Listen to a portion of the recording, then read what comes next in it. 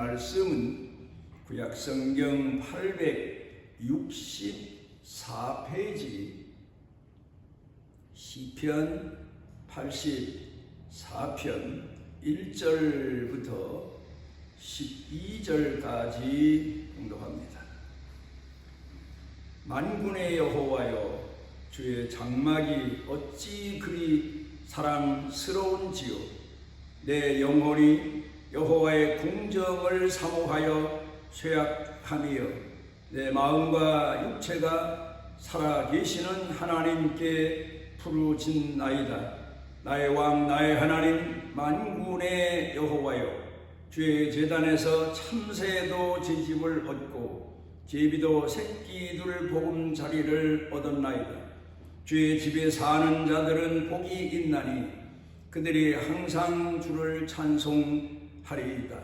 주께 힘을 얻고 그 마음에 시온의 대로가 있는 자는 복이 있나이다. 그들이 눈물 골짜기로 지나갈 때 그곳에 많은 샘이 있을 것이며 이른 비가 복을 채워 주나이다.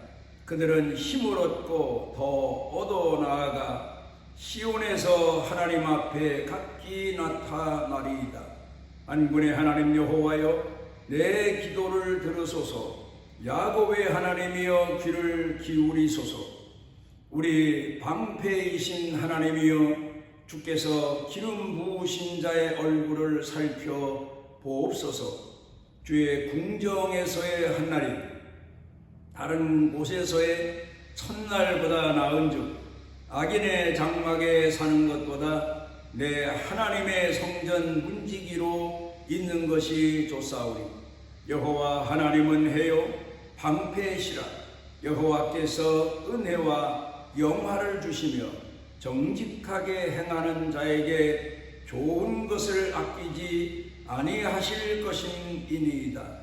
만군의 여호와여, 주께 의지하는 자는 복이 있나이다. 아멘.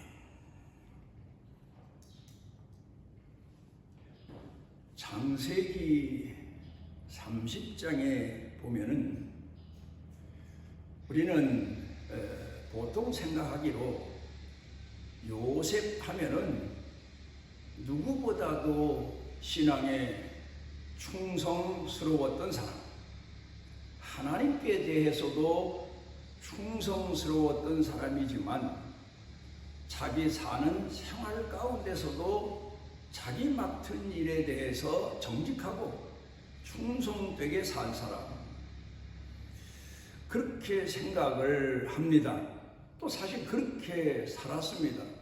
그런데 그 창세기 30장 30절 한 절을 보게 되면 그때 요셉의 신앙이 어떠했었는지에 대해서 짐작을 해볼 만한 고백 내용이 나옵니다. 거기 보면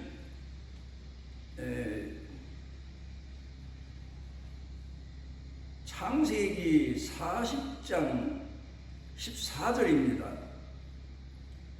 당신이 잘 계시거든 나를 생각하시고 내게 은혜를 베풀어서 내 사정을 바로에게 아뢰어 이 집에서 나를 건져 주옵소서. 그때 요셉의 신앙이 어떤 지경에 있었나 하는 것을 보게 됩니다. 아마도 보통 때에는 하나님을 향한 믿음을 가지고 자기 사는 생활 가운데서 어떤 어려움과 고난과 시련과 시기와 질투, 시험을 당해도 용사처럼 마음이 더 강해지며 충성을 다짐하고 하나님께서 자기 자신을 이끌어 주심을 믿고 그런 마음을 가지고 살았을 텐데 자기가 섬기던 주인이던 보디발의 아내 사건으로 인해서 감옥에 가게 되지 않습니까? 감옥 생활을 하면서 그가 아마도 인간적으로 낙심지경에 이르지 않았을까, 그렇게 생각을 해봅니다. 제 자신이 지금까지 살아오면서 내가 어느 때가 약해졌던 때인가, 어느 때가 내가 시험을 받으면서 갈팡질팡했던 때인가 생각해보면, 인간적으로 모든 일을 해결해 보려고 애를 썼던 때가 신앙이 제일 약했던 때,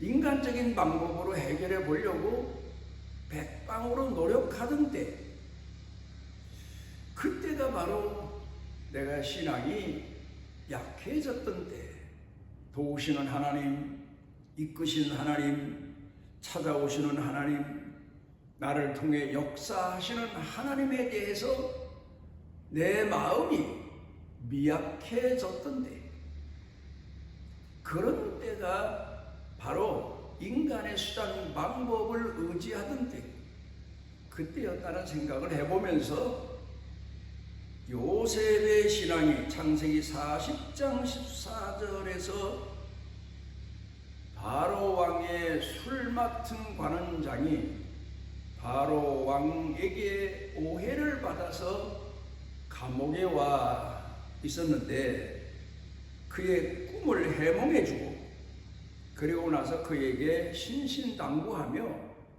나를 당신이 만약에 바로 왕에게 다시 술 맡은 관원장으로 복귀하게 되면 바로 왕에게 내 억울한 사정을 얘기해서 나를 여기서 빨리 나오게 좀 도와주십시오, 부탁을 합니다. 인간적으로 보면 잘못된 건 아니에요. 그런데 제 자신이 살면서 하나님이 함께 하신다, 좀 더 인내하고 기다리고 충성하면 하나님이 해결하신다는 믿음을 가지고 살다가 누구를 찾아가서 누구에게 부탁을 해볼까, 이런 생각을 했던 때가 제 신앙이 아주 약했던 때임을 돌이켜 생각해 보면서 요셉의 신앙이 이때가 바로 아주 약해졌던 때였구나 하는 것을 생각해 봅니다. 사람의 방법으로 오늘 내 인생의 문제를 해결해 보려고 부탁하고 사정했던 내용을 우리가 다시 생각해 보면 그렇습니다. 우리는 하나님을 공경하는 신앙인으로 하나님은 보신다, 함께 하신다, 이끄신다, 충성된 신앙인을 버리지 아니하신다는 믿음을 가지고 있지만, 하나님이 더디게 응답하시는 것 같고, 내가 하나님 앞에 합당치 못한 자와 같고, 내가 오늘 이렇게 어려움과 역경을 당하는 것은 뭔가 하나님의 사람으로서 부족한 게 많아서 그렇다, 이런 낙심지경의 착각 속에 빠지면서 인간의 수단 방법을 의지하게 되는 겁니다. 또 창세기 30장 30절에 보면 야곱에 관한 이야기가 나오는데, 그때 야곱이 외삼촌 집에 가서 20년 가까이 섬김의 도리를 다합니다. 얼마나 어렵고 힘든 일이었는지 모릅니다. 또 외삼촌이라고 하는 사람이 인색하기 이를 데 없는 그런 사람이었습니다. 그때 야곱이 나는 어느 때나 내 집을 세우리이까, 사랑하던 한 여자 때문에 그 언니까지 아내로 맞이하게 됐고, 그 지역 풍습이라고 해서 자녀를 11까지 낳았습니다. 아내들은 이럭저럭 지나다 보니까 넷이나 됐고, 그때 족장 시대 사회생활로 자녀들은 11나 되고, 그리고도 아직까지 자기 장인의 모순살이를 벗어나지 못하고 있는 때에 아마 야곱이 낙심되지 않았을까? 나는 뭔가? 내 집은 무엇일까? 난 이렇게 인생을 마치나? 그렇게 낙심이 되었던 때였지 않나? 그렇게 생각을 해봅니다. 그런가 하면 우리가 신앙의 용사라고 말하는 다윗도 사무엘상 21장 13절에 가서 보면 그가 가드왕 아기스 앞에 가서 미친 사람 노릇을 합니다. 미친 채 하는 겁니다. 사울왕을 피해서 도망다니다가 얼마나 그가 다윗이 용사임에도 불구하고 다윗답지 않은 그런 볼상사나운 행동을 한 걸 보면 그가 얼마나 지쳤나, 얼마나 핍절해 있었나, 얼마나 다급했나, 이런 걸 생각해 보게 됩니다. 우리가 하나님을 공경하고 신앙인으로 평생을 살지만 이런 시험의 때, 이런 시련의 때, 지금 돌이켜 생각해 보면 참 어처구니 없던 때, 그런 때가 여러 번 있었던 것을 돌이켜 생각해 보며 그때 하나님이 내게 베푸신 긍휼의 은혜를 다시 생각해 보는 경우가 참 많습니다. 하나님이 함께 하신다는 믿음을 가지고 좀 더 인내하며 기다리면 요셉도 때가 되면 하나님께서 그에게 약속하신 대로 세상을 통치하는 통치자로 삼으실 텐데, 야곱도 하나님이 그에게 약속하신 대로 베델의 약속이 있지 않습니까?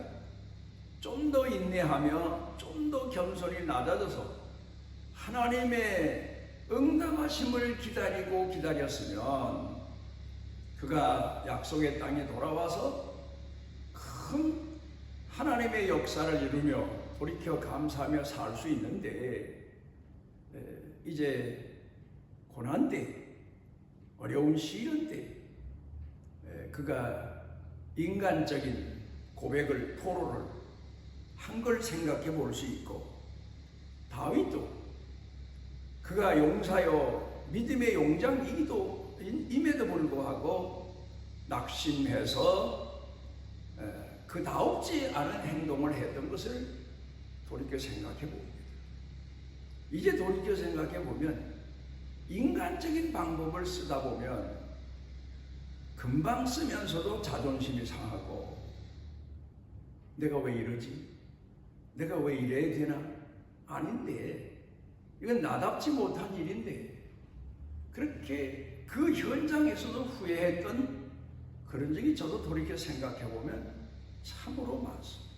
내가 그때 왜 그랬지?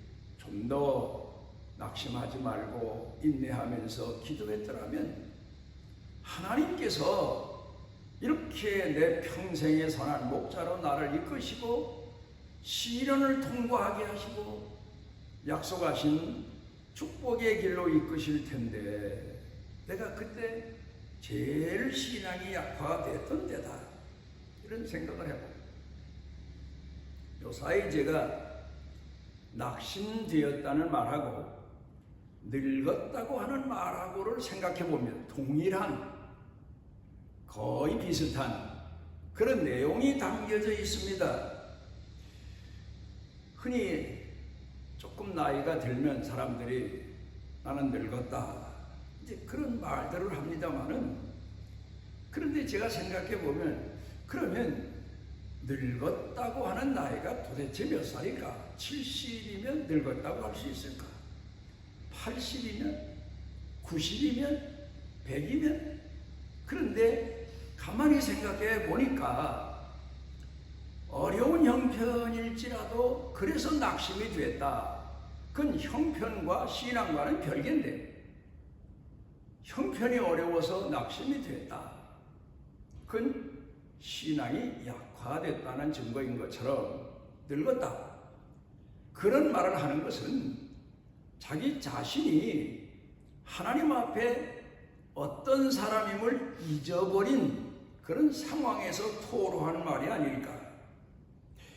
그래서 생각해 보니까 늙었다는 말은 의기소침해져서 뭔가 자신감을 잃어버려서 지금까지 살아온 인생을 돌아보면서 젊었을 때와 같지 않아서 그때 아마 스스로 토해내는 말이 아닐까. 그런데 생각해보면 늙었다는 생각을 하면 그 생각하면서부터 늙은이로 사는 거더란 말이죠. 그런데 나는 아직도 늙지 않았다.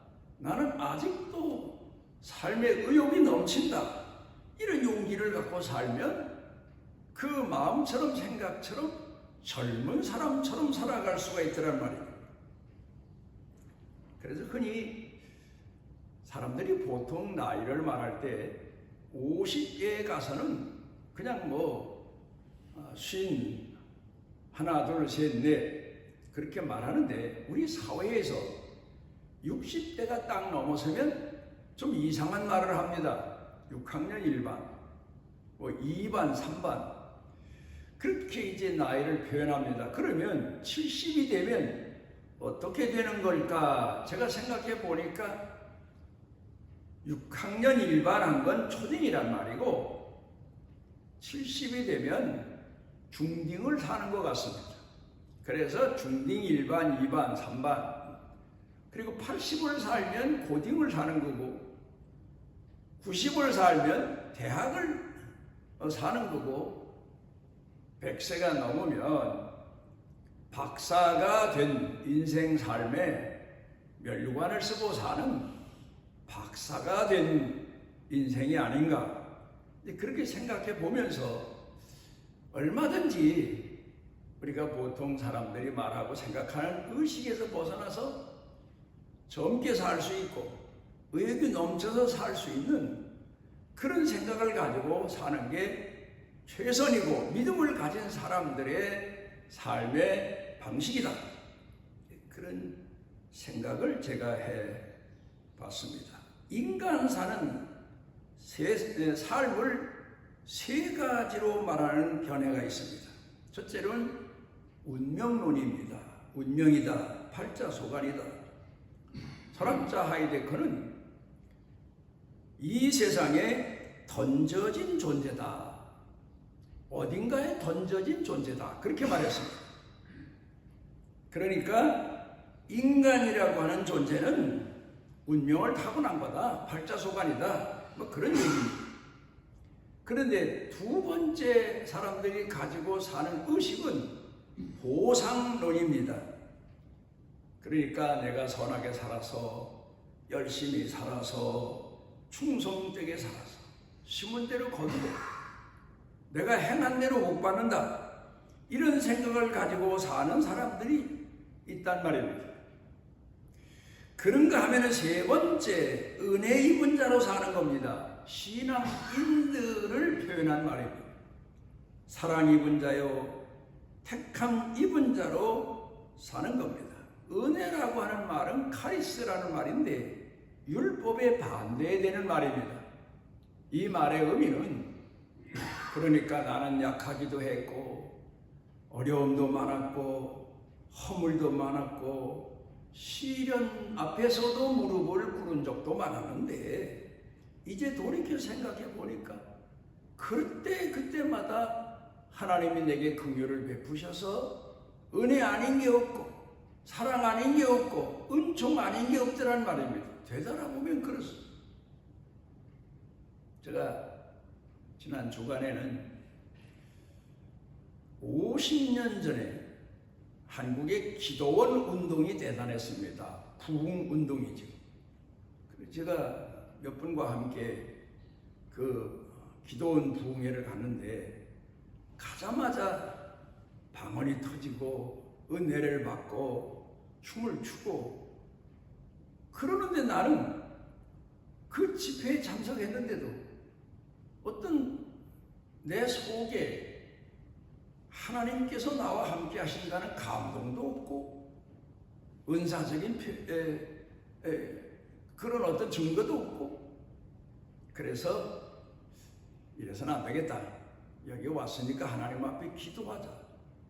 그래서 숙소로 돌아와서 가지고 간 담요 한 장을 옆에 끼고 해가 다 어두워지는데 산으로 기어 올라가서 정상에 올라가서 하나님께 부르짖어 기도했던 적이 있었습니다. 그런데 그때 아마 비몽사몽가 아니라 뭐 그렇게들 말합니다만 옛 뱀이라고도 하고 용이라고도 하는 큰 뱀이 나를 삼키려고 저만치서 내 앞에 다가오는 겁니다.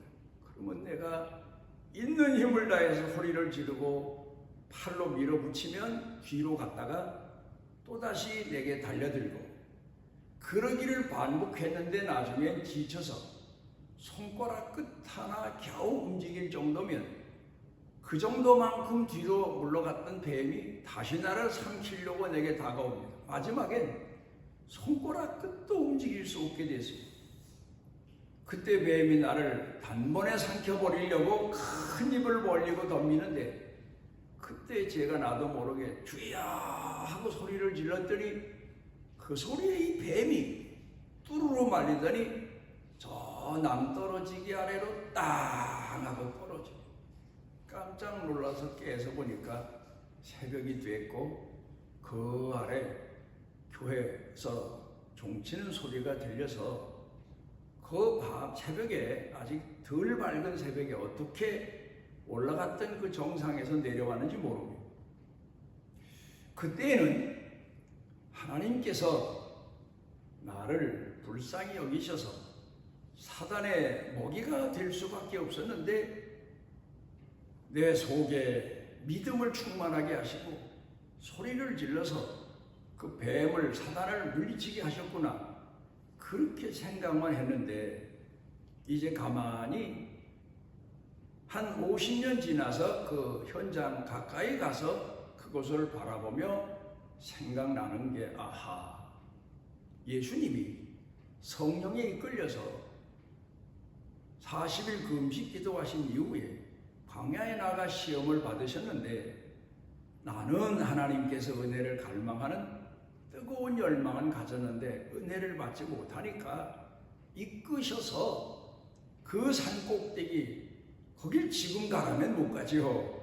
어떻게 거길 갔는지 모르고 그래서 거기 가서 사단과의 싸움에서 이기게 하시고 나와 함께 하신다는 확증을 주시고 목회자의 길로 이끄시기 위한 시험을 극복하게 하신 것을 생각해 보면서 감사하면서 되돌아온 그런 장소가 있습니다. 약해질 때가 있습니다. 힘을 다 소진할 때가 있습니다. 가정생활하다도 그렇고 사회생활하다도 그렇고 직장생활하다도 그렇고 또 내가 그렇게 뜨거운 열망의 마음을 가지고 섬기던 교회생활을 하다도 그런 적이 있습니다.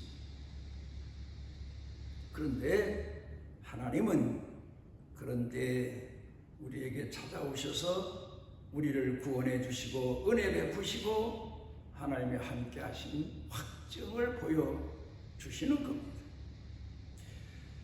갈라디아서 1장 1절에 보면 사도 바울이 내가 하나님 앞에 부름받은 이 사명은 사람에게서 난 게 아니고 예수 그리스도를 죽은 자 가운데서 다시 살리신 하나님으로 말미암아 사도가 됐다. 그러니까 나는 사신 하나님 앞에 부름을 받은 자다. 그런 고백을 합니다. 그러면서 갈라디아서 1장 2절에 형제들아 갈라디아 교회 성도들을 향해서 말합니다. 그러니까 나만 부름을 받은 게 아니고 너희들도 당신들도 부름을 받은 거다. 예수 그리스도를 죽은 자 가운데서 살리신 하나님이 나를 사도 부르셨고 나의 동역자인 여러분들을 하나님이 부르셨다. 그러니까 믿음의 용사로 살아가라. 부르신 분이 하나님이다. 그렇게 권면을 합니다. 오늘 성경 본문의 말씀을 성경학자들은 원래 저작자는 다윗인데 그 다윗의 시를 찬송으로 고라 자손들 성가대가 부른 내용이다. 그렇게 평가하는 사람이 많습니다. 그런데 여기 보면 여기에서 궁전의 노래, 그런 제목으로 내 영혼이 주의 궁전을 사모하여 그가 마음과 육체가 쇠약해졌다. 얼마나 하나님의 전을 사모했는지 모른다. 하나님의 전이 얼마나 소중한 곳인지 모른다. 내 마음과 육체가 그곳에 가서 불을 짓기를 간절히 바란다. 거기는 제비도 참새도 집을 얻는 곳이다. 그러니까 이 세상에서 천박한 사람들, 나그네 같은 사람들, 이런 사람들도 거기서 마음의 보금자리를 얻는 곳이다. 그리고 시온의 대로가 있는 곳이다. 또 그리고 눈물 골짜기로 다니는 인생이지만 그만큼 하나님이 거기에서 우리 마음속에 위로의 샘을 솟게 하신다. 그리고 기름 부으신 자의 얼굴을 살피시는 곳이다. 그리고 하나님은 태양이시요 또 우리에게 있어서 방패시다. 뭐 그런 노래를 하고 있습니다. 다윗은 오늘 성경 본문 말씀을 통하여서 하나님이 주의 성전에서 얼마나 큰 은혜를 주의 택하신 백성들에게 베푸시는지, 물론 그때는 성막입니다. 지금처럼 건물 교회가 아니고 솔로몬 때 지은 성전이 아니고 성막 안의 성전, 하나님이 계신 하나님의 집, 그곳에 대해서 이야기하고 있습니다. 저는 지금까지 지내오면서 목회하다가 낙심했던 적이 여러 번 있습니다. 손을 꼽아보니까 이게 열 손가락 가지고도 모자랄 정도로 41년 동안 목회하는 동안에 내 기억으로 생각나는 것만 해도 그렇게 많습니다. 그래, 한 번은 내가 너무 지쳤는지 하나님이 꿈을 꾸게 하시는데 내가 허허벌판에 서 있습니다. 그런데 발밑에서 무슨 소리가 나서 무슨 소린가 했더니 꾸룩꾸룩 하는 소리예요. 가만히 보니까 샘이 솟는데 보통 샘이 아니고 피샘이에요. 그러더니 그 피샘이 점점 솟고 올라오더니 고를 따라서 흐릅니다. 내가 왠지 그 피샘을 따라갑니다. 막 그런데 처음엔 천천히 흐르던 물이 나중에는 급히 막 달려갑니다. 헐레벌떡 뛰어가다 보니까 저만큼 벌판 가운데 큰 나무 하나가 있는데 그 나무에 벌레가 새카맣게 붙었어요. 나무 이파리 다 갉아먹고, 그래 그 나무 아래는 벌레똥이 그냥 쌓이다시피 했어요. 그런데 이 흘러가던 피샘, 피줄기가 그 나무 뿌리에 닿았더니 나무 기둥으로 올라가고 나무 가지로 퍼지면서 나무 잎이, 파란 잎이 막 돋아나기 시작하는데 세상이 그냥 환해지는 그런 꿈을 꾼 적이 있어요. 그리고 나서 그 나무가 나였구나. 내가 인간의 생각으로, 인간의 좁은 소견으로 이 시련을 극복하고 이겨보려고 발버둥 쳤지만 결국 벌레 먹어서 나무잎이 하나도 남지 않고 벌레가 새카맣게 들러붙은 나무처럼 나도 바로 지금 그런 형편이구나. 그런데 예수님께서 보혈의 은혜로 내게 새 생명을 불어넣으셨구나. 이런 생각하며 위로받고 새 힘으로 목회 현장에 열심을 다했던 그런 때가 있습니다. 바울이 디모데전서 1장 12절에 나를 충성되이 여겨 내게 직분을 맡기셨다. 사람이 사람을 선택할 때 이 사람이 회사에서 사람을 예를 들어서 뽑을 때 회사에 충성하리라, 그런 생각에서 여러 가지 시험을 보면서 그 사람을 선택하는데 하나님은 무조건 부르셨습니다. 그런데 생각해 보니까 나 같은 걸 왜 부르셨나? 나를 충성된 신앙인으로 만드시기 위해서 사용하시기에 부르셨다 하는 사실을 바울이 깨닫습니다. 그리고 디모데전서 6장 18절에 성도들에게 당신들도 하나님이 충성된 신앙인으로 부르셨으니, 충성될 줄 믿고 부르셨으니 그 믿음 가지고 끝까지 충성해서 하나님을 공경해라. 그렇게 권고하고 있습니다. 저는 하나님의 성전을 사모했던 다윗처럼 교회를 사모하고 하나님의 성전을 사모하면서 천막을 치고 남의 땅 빌려서 천막을 치고 개척교회를 시작을 했어요. 그러니 교회 땅을 사고 교회 건물을 세우는 데 대한 열망이 내 삶의 전부였다고 말할 수가 있겠습니다. 그러면서 내가 어떻게 그러면 하나님의 성전을 땅을 사고 건축을 할 것인가를 기도하면서 하나님 앞에 지혜를 구했습니다. 그러다가 번뜩 생각나는 것이 가난한 지역에서 목회를 시작했으니 누가 큰 돈 내서 헌금해서 땅 살 사람도 없는 형편입니다. 그런데 마침 그때 은행에 가면 구자 예금이라는 게 있었습니다. 예를 들어 내가 100만 원을 마련하기 위해서는 매달 그저 한 3만 원씩 한 3년 동안 붓게 되면 나중에 100만 원을 은행에서 찾는 것처럼 이 가난한 사람들과 함께 성전을 세우기 위해서는 이 방법이 최선이겠구나 해서 구자 헌금을 시작했어요. 그러니까 가난한 사람이 100만 원 헌금하기 얼마나 어렵습니까? 그런데 한 3년을 두고 매달 조금씩 모으니까 100만 원 헌금하게 되고, 그런 사람들이 열이 모이면 1000만 원 되고, 이렇게 하나님이 기적적인 은혜를 베푸셔서 교회가 점점 성장해 가게 되고 땅도 사게 되고 건축도 하게 되고, 그래서 그 다음에는 3년 지난 다음에는 그 헌금을 구자 헌금에서 건축 헌금으로 바꿨습니다. 그리고는 교회 건축을 일단 하고는 그 다음에 좀 더 지나면서 또 건축 헌금을 재차하고, 그러면서 교회를 키워갔고, 나중에 목회 거의 끝날 무렵에 가서 리모델링이라도 하고 목회를 끝내야 되겠는데 생각하다가 성경을 보다가 성전 헌금이란 말이 좋겠다 해서 제가 앞장서서 성전 헌금을 시작했고, 그게 구자 헌금이고 건축 헌금 지금까지 해오던 겁니다. 그래서 우리 천산중앙교회 일꾼들과 은혜 받고 교회를 섬기는 분들은 지금도 11조하고 감사 헌금하고 그 다음이 성전 헌금입니다.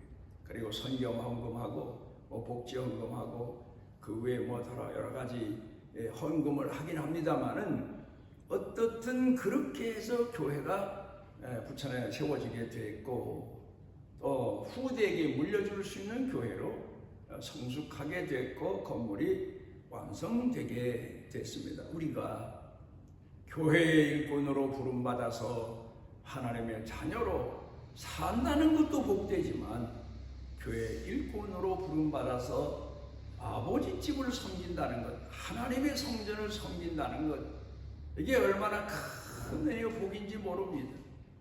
제가 이번 주간에는 몽골에 지난해 건축된 교회 목사 임직식을 위해서 다녀올 예정입니다.